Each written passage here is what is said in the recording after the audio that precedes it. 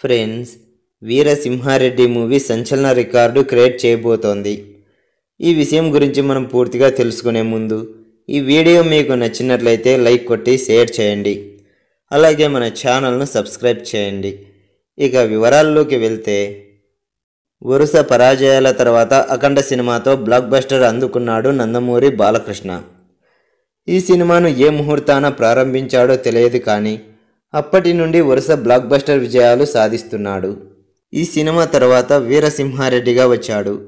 ఈ సినిమా బాలయ్య కెరియర్లో highest gross కలెక్షన్లు సాధించింది. ఫస్ట్ డే ప్రపంచవ్యాప్తంగా చూసుకుంటే 54 కోట్లకు పైగా గ్రాస్ కలెక్షన్లు సాధించి ఔరా అనిపించింది. ఇక ఈ మూవీ ఇప్పటికీ థియేటర్లలో ఆడుతూ ఉండడం విశేషం. ఏదైనా సినిమా విడుదలై 2-3 వారాలు అవుతూనే ఓటీటీలో దర్శనమిస్తున్నాయి. ప్రస్తుత కాలంలో ఒక సినిమా 50 రోజులు ఆడడం అంటే కష్టమనే చెప్పాలి. అలాంటిది 50 రోజులు కాదు, 100 రోజులు కాదు, ఏకంగా 350 రోజులు పూర్తి చేసుకుంది వీరసింహారెడ్డి. కర్నూలు జిల్లా ఆలూరు శ్రీ లక్ష్మీ నరసింహ థియేటర్లో రోజుకు 4 ఆటలతో ఇప్పటికే ఈ సినిమా నడుస్తోందట. ఈ సినిమా ఈ నెల 11వ తేదీ నాటికి 1 సంవత్సరం పూర్తి చేసుకోబోతోంది. బాలయ్య గారి కెరియర్లో సంవత్సరం పైగా ఆడిన సినిమాలు చాలానే ఉన్నాయి, కానీ ప్రస్తుత కాలంలో ఒక సినిమా సంవత్సరం ఆడడం అంటే గ్రేట్ అనే చెప్పాలి.